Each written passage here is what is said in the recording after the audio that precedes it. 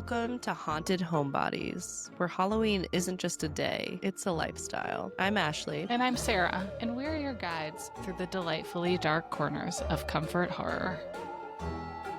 So, for maybe the first time ever, we're just going to do a totally cold open. Today we're talking about the Burbs reboot, the TV show, which is a Peacock original. I don't know how many Peacock original things I have seen, to be honest. What else is a Peacock original? Oh my gosh, this absolutely fantastic show called Mrs. Davis. It came out a few years ago. If I have not told you about this yet, I will. It's not usually what we discuss.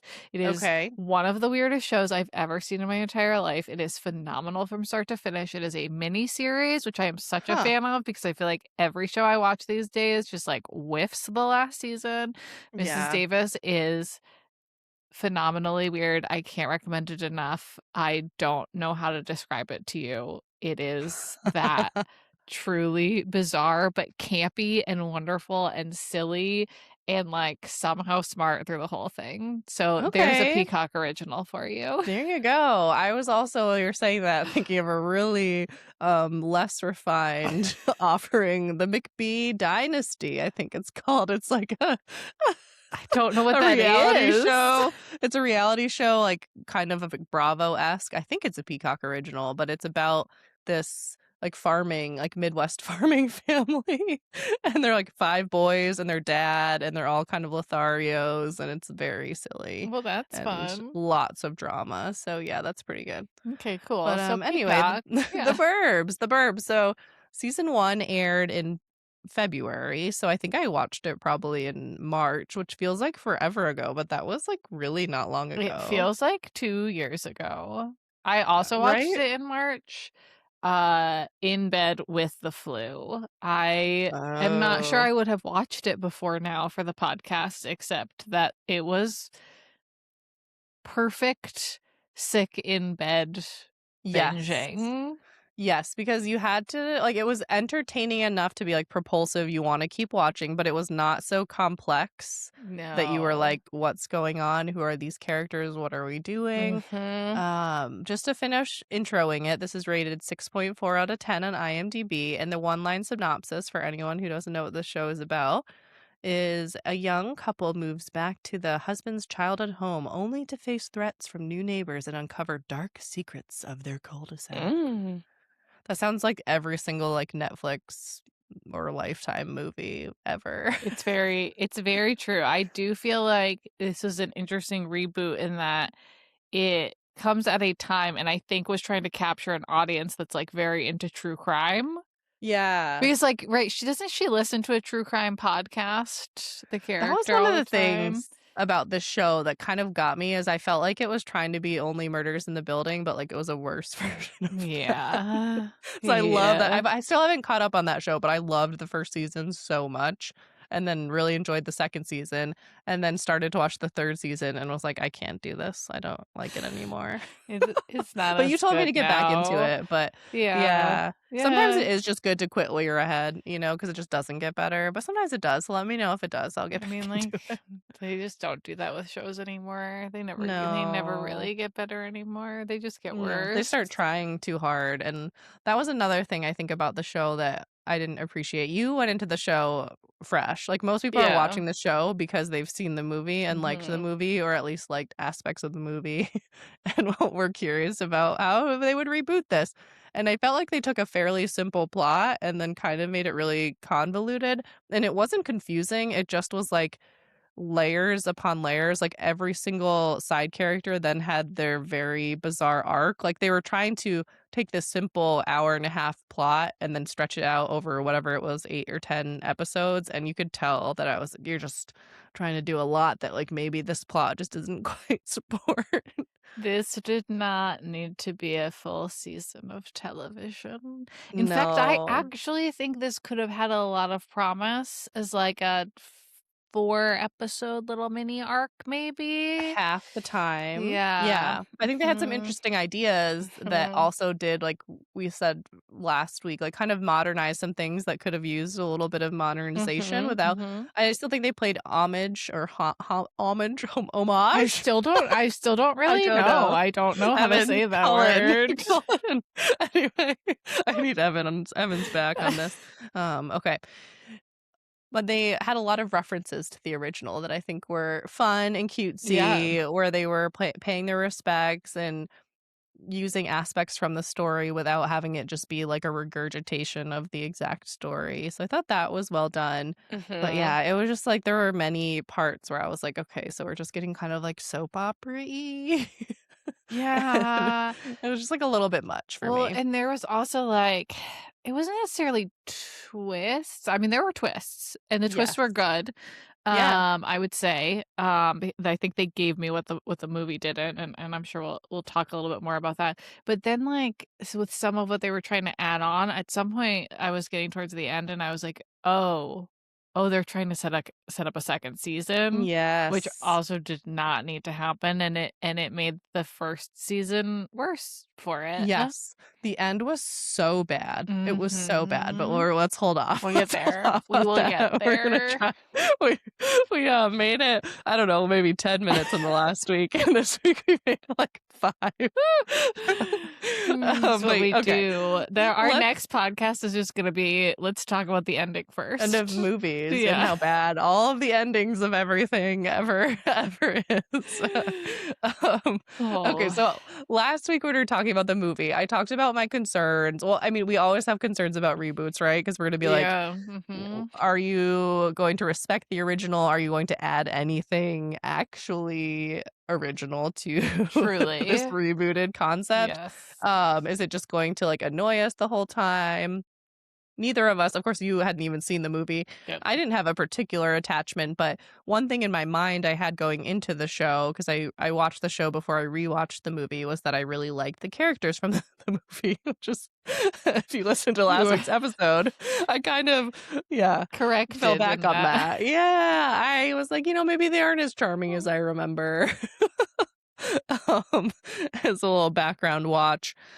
Anywho, I still was like, well, it's going to be hard to kind of like have this cast of characters that feels truly unique and interesting without being, like super woke or just super similar to the original. And I thought they actually did a good job with this. I thought the characters, for the most part, had some interesting quirks. I liked all of them to a degree. I enjoyed watching their dynamic.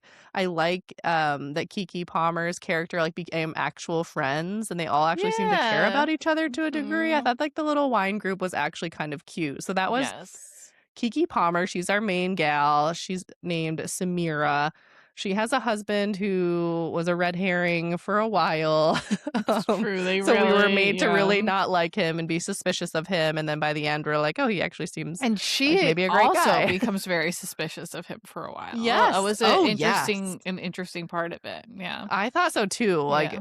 she was so convinced that I was like, okay, maybe like she had like his baby and they're like full on married. So if she can't Could have even been like a trust very him, different show. Yeah. I was trying to think of that because like, I have a young child with my husband who I also have not known for like a tremendous period of time. And I'm like, how much shit would have to go down where I'm like in a bunker with Chris and I'm like, is he gonna stab me? Yeah. Like, how far would things have to go for Yeah. me to be like, are you a murderer? Mhm. And I just had no idea. You seem so nice. Hope So we have the two of yeah, them. I don't know. That's an They interesting went on thought there. experiment. Yeah, it would. Yeah, we'd have to go pretty far, but they got there and then got back. Somehow he was like very quick to forgive her for her thinking that he It's was a murderer. true. Anyhow, Mhm. we have Lynn, the anxious widow. I was like, I'm not gonna like her at first, and then I was like, oh, she's actually kind of sweet and charming. They made her I mean, like, her very first scene, they made her out to be, like, kind of Kind of racist. racist. Yeah.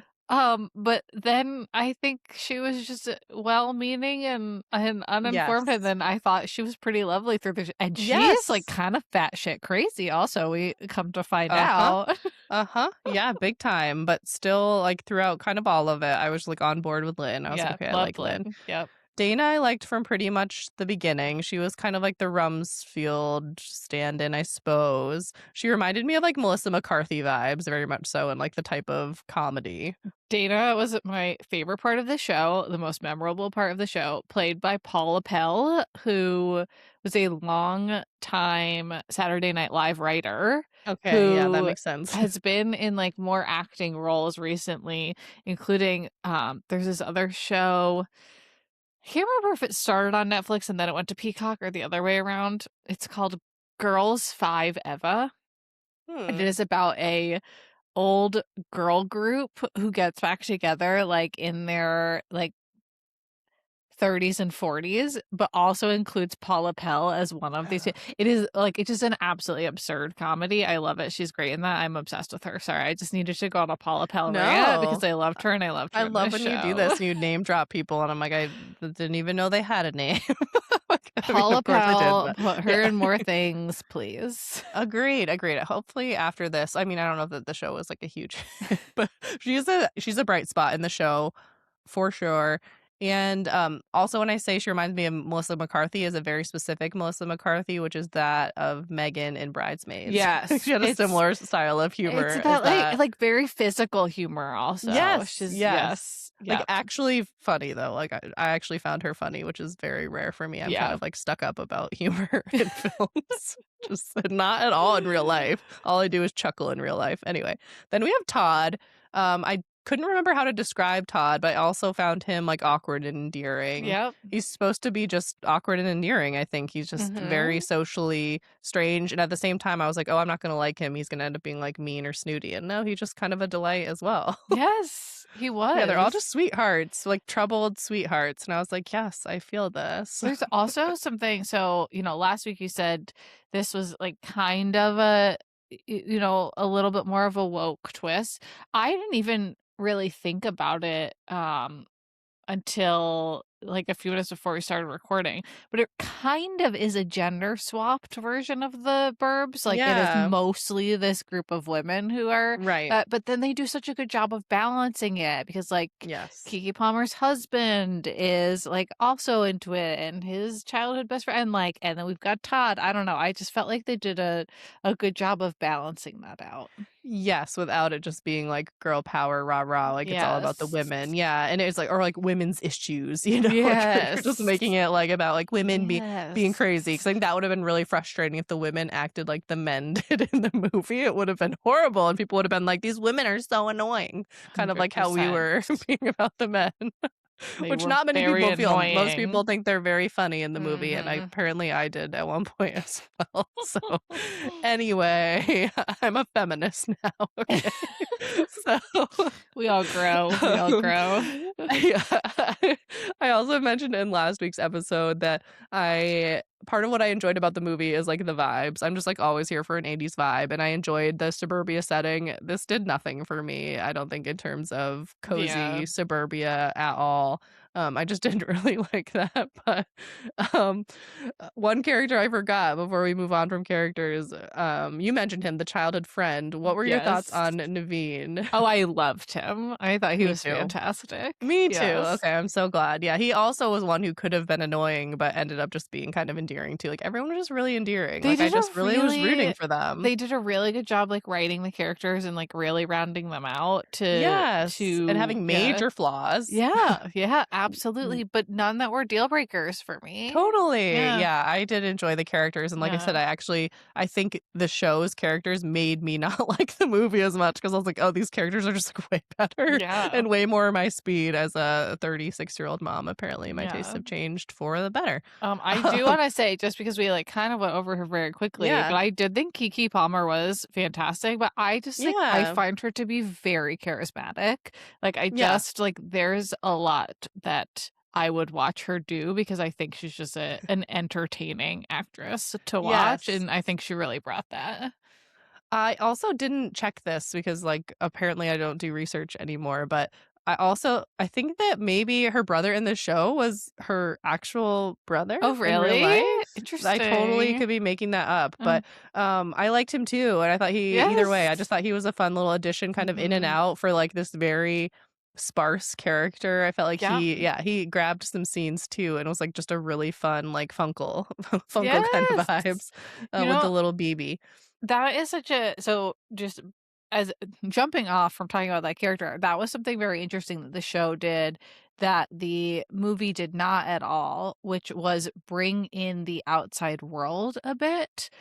Yeah. So like with her brother coming to visit as one example, but also them like even though it was still in town, like going to different places in town versus it all just like taking Yes. place on the street, which might take away from like some of like the coziness of like truly focusing on the cul-de-sac in the movie, but did help widen the world in a way I felt worked. But then we've got Yeah. Dana, who's literally, you find out, stuck it on the cul-de-sac with her ankle Yes. monitor because she was Yes. freeing some kind of animals that were being tested on, I believe. Okay. Yeah, it was I something really feel, likable. yeah, I don't remember what her crime was, but I yeah. obviously didn't It get was offended something or we care about it. supported, yeah. Yeah, I was like, you are you're all right in my book." Um, yeah, I agree. That definitely broadened the movie or the TV show and made it tolerable. Like as we said, trying to broaden like what was a confined hour and a half movie all within the cul-de-sac to then broadening it out into this much wider mystery. I did think the mystery, the central mystery was interesting, like the missing childhood friend, and Yeah. kind of what they did with that, and then the twist that she actually was the friend living, like, across the street in the creepy house.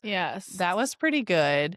Um, but then there was, like, also, just like I said, all of the other characters kind of having their secret, and then some of the It's a secrets little, being like, yeah. "Oh, I'm wearing an ankle monitor," and then, like, Lynn's secret being like, I I Yeah. just that was too much for me. Like, I think there was a way that they could have done that and it would have been okay, but the way that it was explained and then the way that it was dealt with, so it was the ended up being like, the reveal was kind of fun. Like, we find out that so we knew her husband's dead. We knew she's a Yeah, widow, but we find mhm. out that their husband was not dead and gone and buried, but in fact in her walk-in freezer and just, like, had been there Just been for keeping many him there. months. She just couldn't let him go. Yeah, Yeah. which is sad, but then she's also like, he was having an affair, and then so Yeah, she starts that having an was all way too affair. much. That was Yeah. too, yeah, that was too much. There could have just been like a little unhinged, like Lynn is a widow. She's really sad. For half an episode, we think she's hiding something, and it turns out her husband's still in her walk-in freezer. But then there were too many Yes. twists to this one. It Yeah, was, it was. I too did much think the little backstory. romance was cute with the neighbor and, like, him kinda having, like, I wish he just, like, was single. It was just, like, a single neighbor, and she just, like, kind of had a happy ending. I thought the, like, older person romance was actually really cute. I just wish that he was, like, a single man, and then she could have just Yes, had her happy ending, and then it I wasn't just, like, agree. "He has a mean wife, and, like, they were also Yeah. cheated on, so it's okay to cheat." Like, no, I don't do any of that.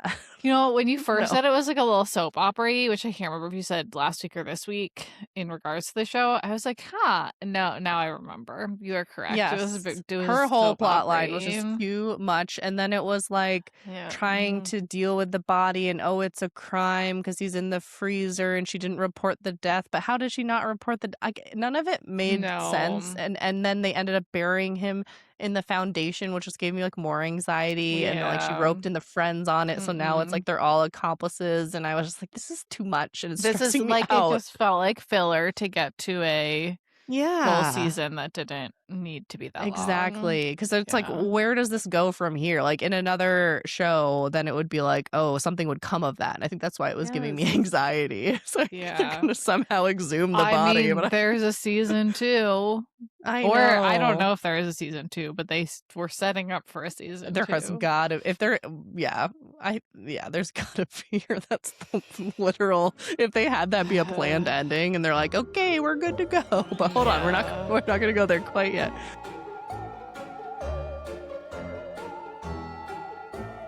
Other things we liked about the show, we had a 5-second cameo of Corey Feldman. That was random and fun. Great. I guess I didn't have any other points beyond that. So one thing that I liked was the setup of Kiki Palmer's character and why she is so invested in what's happening in the neighborhood versus Tom Hanks' character in the movie Yeah, where he's like super stressed about work, but they don't tell us what he does or what it was. And so he's taking a week off and he's kind of just a big man baby. But right. Kiki Palmer has just had a baby, has moved to her husband's childhood home. So she's an outsider, which is also a really interesting take on it. And Yeah, she's like going out of her mind because she, who was once this like very like powerful career person, is staying home with a baby. And that yes. is like what she's doing, like to now take up her time. I just thought that was a much more engaging premise to kick this off from. Yeah, yeah, I agree. It was all of the characters just were more fleshed out, which is Yeah. something that you can do when you just like have a TV show to be able Totally, to do that. But yes. I agree. It made for much more intriguing interactions. I do also love the like found family kind of thing where she was an outsider Mhm. and then you're like you're not really sure if she's going to connect or if I was going to even like any of these characters. Yeah. And then they do end up forming this bond and being super cute. And then you're Mhm. almost like a just like, oh, I just want this to be like a happy, cute, like little It's rom-com kind of true. movie where it's just like all about Yes. friendship. And then of course we just have like kind of the murder and mayhem aspect. So we didn't really touch on this last week, so we'll maybe bring it here this week, the kind of like cozy horror aspect of it all. So Mm. I feel like the movie pretty firmly fits into like our cozy horror definition, right? It's definitely got cozy Sure. elements Yeah. and it's got horror elements. It is not scary. It It's is not a not. scary Mm. movie by even the slightest stretch, but it Yeah. still has the like scary Totally. ish tropes in it and just like kind of horror vibes. It's more Yeah. of like the cozy horror vibe. The show, I felt like more was like a cozy mystery. Like I said, kind of like Only Murders in the Yeah. Building, just like a Mhm. soapy whodunit. I don't know that it really hit cozy vibes. I guess aside from the characters I did find cozy. Mhm. And then I definitely did not also find this scary. I guess it had a couple like little tense scenes. There was something where like the garbage man who was the fake killer, he was, like, the sorta killer, but he wasn't the mastermind killer, which also was, like, Yes. I know. It I was don't know about all that one. too I much. think I was fine with it just being the garbage man, like, I think we Which could have was just left it there. interesting because the garbage Yeah. men have this, like, very distinct scene in the movie, and I Yes. was like, "Oh my god, Which did is they funny, copy it's it kind of a scene for funny scene?" But scene. they didn't, but Yeah. it was, like, a very I don't know, it was an interesting homage. Where do we land on that one? I think you that felt good, that felt right. Homage or what I was like, homage? A homage to the movie. But yes, I like that too, where it was different, but we still had the kind of like funny, just trash content. There was like a baby diaper comment where I was like, yeah, you can't miss trash day when you got dirty baby diapers. That is Mhm, gonna mhm. mess up your whole week. Your whole week, let me tell you. It's bad enough as it is. But anyway, I thought that ending kind of worked. And I think there was one scary scene where he's chasing her kind of through Yeah, dark yeah, tunnels or okay. something. Mhm. It's been a while, but I was like, "Ooh, this is a little tense." And then, he's defeated, and then we find out that it's just like Naveen's sort of love interest who's actually I don't even That remember. was She's like on the board or it, it was one of those things where I'm like, this is the problem that I have with mysteries, right? Because I really enjoy the mystery aspect. I enjoy the red herrings. I enjoy trying to figure Mhm. out the clues and kind of not even trying to figure it out, just kind of going along for the ride. But the reveal, 9 times out of 10 is I'm just like, it doesn't make sense because either it's so obvious because they just gave you too many clues that you're like, then yeah, it was this person. Or it's Mhm. like this where there was just like nothing. And then it was just this character, this throwaway character that we know nothing about. We have no reason to believe she's involved. We don't care about her at all. And then we're just supposed to be all up in arms, being like she's the mastermind behind this entire show. It just doesn't work to have that be just like a nothing character. That's like just almost as bad as just having it be like, oh, it's just this random person we've never met. Like the garbage person was just like, I don't know, like you said, it kind of brought us back to the movie and it Yes. was believable enough. Something. Yeah. Yeah, it was good enough where it was just like, I don't know, We kinda got it. We didn't need it to be like, "Oh, like, the garbage man couldn't have cooked all of this up because he's not sophisticated enough." It was like, "Ok, I don't know." So I I would've can't been fine with that. I can't think about red herrings without thinking about Scream, who Right. like, the the Or just the murder mystery masker, whodunit. but, I've never thought about Scream in terms of them being mysteries, but they are kind of, Oh, because yeah. you find out you always in the end, with the exception of Scream 7 where it was, like, so obvious, but, like, you Yes. find out who it is and you go back and Yes. you, like, can see all of these ways in which this makes sense even though they didn't really drop hints because they had the red Right. They herrings couldn't. instead, Yes, yes. and this instead, you're absolutely right, I was just, like, totally random. It felt unfair. You know, Yes, I'm it gonna felt bring it back to, unearned. what's her name? Annie Wilkes in Misery. It needs to be fair, right? As a fan, we want it to make sense. Even when we're in these campy, outlandish plots, we still want it to be fair to the audience and not bring us out of the story. And also, Okay. yes, I need to quote Mindy from Scream, who calls the Scream franchise, the Stab franchise, excuse me, meta slasher whodunits. It's Full stop. true. Full Mindy stop is what Mindy she has says. said it. I just But haven't yeah, spent it's a enough murder time mystery. reflecting. It's a Okay, murder mystery. wait, may I go on a quick tangent because you brought up Annie Wilkes? Of course.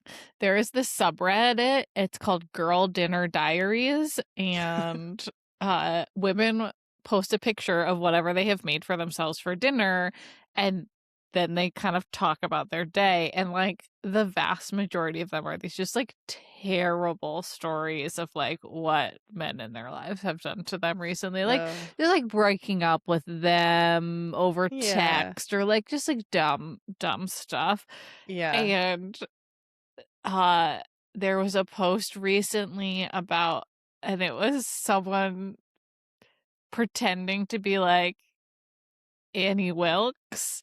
And it was like, I forget what it is. I wish I could quote it, but it like had a meal that was very typical of her, and it was like complaining, like, my favorite author totally screwed up his book series, and I'm just trying to support him through it. And then it was like the like fake responses of like what people do because the people in the comments are so supportive, and it was like, "You go, girl. Have you thought about hobbling him?" Sorry, That's that so was, like, a lot of backstory to give, but I felt like, no, you got I there, you absolutely should have delivered. screenshotted Have you this for you, I have you can't believe thought about oh my it god, was that's so so dark, it was funny. so Okay, good. I have to run something by you really, really Yeah. fast. So we're coming to the end of our season 2, and of course, I have to keep podcasting. You'll be on break. Mm. I will be podcasting, and I'm gonna be doing a writing podcast. And part of it, I Ooh. wanted to do like trying other author like writing routines, which is a very common thing that is done on like it's called AuthorTube on YouTube, kind of like the Mhm. writer space. But I wanted to do kind of like some maybe more unique ones, and I thought about doing like Paul Sheldon's writing routine for one of them. I mean, actually, all that you have wanted is to be locked away in a snowy cabin I by know. a I was like, so psycho. how right. I think it's like kind of funny because like obviously like no one's going to be injured in the making of this video, Yes. hopefully. But you know, it's like the broad strokes. It's kind of like the Uh-huh. humor Uh-huh. of it all, and maybe just like less of the psychological torment and more like you said of just the like kind of we get a little of his writing routine at the beginning of the movie, and then we get the just whole idea of my dream of just being in a cabin in the middle of winter just being forced to write and do nothing else. Will There we go. you also be doing the Jack Torrance writing routine? Nope, I will not because I thought about it and I was like, I he doesn't write and only murders. Paul Sheldon is the victim. I don't want to be the murderer. Um I think there's a way to do this where one episode is you locked in a cozy house and the other episode is you locked in a cozy hotel. There you And just see if I go. go insane. Okay, I'll Yes. I'll consider it. I'll Okay, consider great. it. Yeah, I just like the whole like writing like someone who tries to murder their whole family. It's just like a little too far even for me. You know? Like, writing like someone who's, like, held hostage and This is hobbled, I'm like, totally "Sure, sure, different, sure." yeah, That's yeah. way up my Okay. alley. But like, it would maybe be, like, The Shining writing routine or something, like, the Overlook Hotel writing routine. Like, we could maybe put a spin Yeah. on it. Anyway, Mhm. you're my manager, so Okay, we'll great. brainstorm We'll this figure it later. out together. Okay, so actually come to a close on our, episode at hand. The big question is, for both of us, will we be watching season 2 I mean, of The I Burbs? I wanna say right now, no, because I was, like, so annoyed with the ending and how I it hated was the dragged ending. out and, like, it didn't feel like it needed all of that. But on the other hand, like, I do see a period of time in which, like, let's say I get the flu again, that I Yeah. would turn it on. I, like, That's also yeah. only subscribe to Peacock now, so my So options are you might limited. be Actually, an Apple TV because I will have that as long as you have that because 'cause I'm in part your of family now. my credit card will pay for it at least for the next 10 months for There you free. go. Excellent. So, yeah, I'll probably watch it, but you're right, it's like the mood will have to strike, in which time I'm Yes. kinda like, "Oh, what should I watch?" And then I'll be like, "Okay, I'll watch The Burbs." Mostly because there were things that I like. I'd like to spend a little more time with some of the characters. I'd like to give them another chance to wrap the story up in a satisfying way that is not at all what they did. It was kind of like a, okay, I think this show is like maybe doing something. Maybe I like it. Maybe I'm here for it. And at Yeah. the end, I just was like, that sucked. Like that was Mhm. terrible. It did kind of ruin like a lot of the show for Yeah. me. If So hopefully they they could do it better. told me season 2 would be the last season, I would be Yes. enthusiastic about watching it. Yes. Or if they were like, it's we're doing like 3 seasons, even if there just was like a hard stop, right? Right, with a But plan. this was Yeah. very like 2010s where it was like everything had 22 episodes and 57 Mhm. seasons and just the drama just kept like going up and down and nothing ever You got don't need resolved. that. No, I we are now in the era of 8 episode limited series, Yes. have it start and finish, like Stranger Things, the 1st season started and finished. If it was only season 1, Perfection. it would have been perfect, right? But it still left the Yeah. door open for more things to happen, many of which were good, not everything. We don't need to revisit that old chestnut.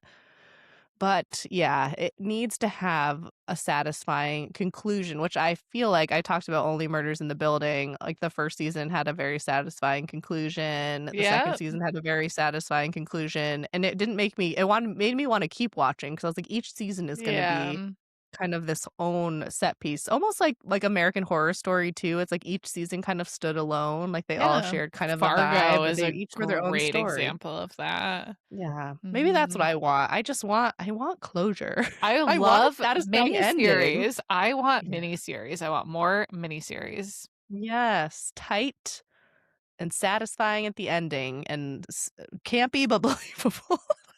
That doesn't This make sense, but you know what I mean. feel like we're not asking that much, and this is why we're gonna have to write something someday, actually. Yeah, we'll get on that after I Yeah. figure out my writing routine and which haunted writing routine is See that best. maybe the Jack Torrance writing routine is for us together. We go There to you a go. hotel Well, we together. should because we can actually go to that hotel, Yes. right? Yes, Evan At least made the a one big that they point did to to tell me outside. that. Yeah. Yes. He's our, like, unofficial editor. It just, like, I think unfortunately happens so. after we Yeah, release, I know. which I've is never fun. once given him an episode ahead of time. What could that do Yeah. for our quality? Oh my gosh, actually, it would probably like, maybe we become boring because we just would be accurate, and, like, what would anyone have to make fun of us Yeah, about? yeah. That's not how the internet works. The internet likes things that are Messy. yeah. Mhm, That's mhm. us. Happy to keep being Alright. messy.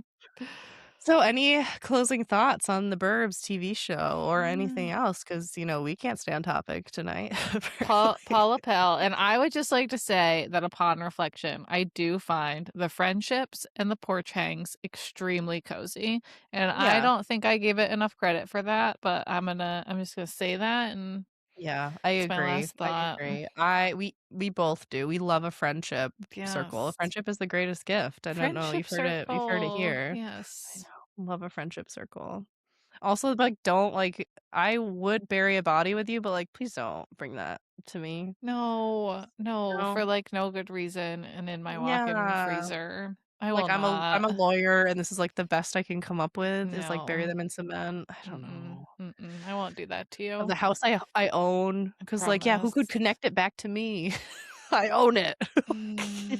Yes. Anywho, Yes. also their rationale that, like, everyone thinks it's creepy and haunted, so let's put a dead body in there. Everyone thinks there's bones in the basement. Anywho, enough gripes. This is where I have to stop griping and say, what are we talking about next week, Sarah? Do we know? I am so excited for next week. I feel like we first saw this movie together, but I could be wrong. There's no way. Really? I don't know. It was of the era in which we could Yeah. have. But we're jumping into our last our last theme of season 2, which is called Campy Creatures, but now is very specifically about one type of creature. And I love what you've put in the notes here that this is going to be our absolute lowest quality movie we may ever talk about on this podcast. I'm pretty confident in that. Do you wanna tell us what it is? Sharknado, because you reminded me of that description. The Yeah. one, the only Sharknado. Never will it be duplicated. I have watched it already, and I was not in the right mood for it. It pissed me off, to Oh, be honest. no. Yeah, I was like, why? Why does this exist? Why must I comment on this? I I'm apologize for grumpy. bringing this to us, but I'm looking No. forward to you being the grumpy one in the episode, maybe. It'll be good. It'll be good because I was like expecting, I remember enjoying this and it disturbs me. Ooh, okay, I can't wait. It has been brought to my attention that I am the grumpier one of the two of us about almost every single thing that we watch. Who said that? I mean, our number one fan, Our editor. I just think recently we haven't watched anything that you like. It's been I mean, I loved Ready or Not. I guess that was like 2 months ago already. What is time? Anyway, we'll see. I might hate my rewatch of Sharknado, but I don't know. I feel like I'm gonna love it. We'll see. I hope you do. I hope you do. We'll find out. We'll see you next week. Bye. Bye. Thanks for listening to another episode of Haunted Homebodies. Make sure you like and subscribe wherever you listen to podcasts. And remember, when in doubt, just stay home.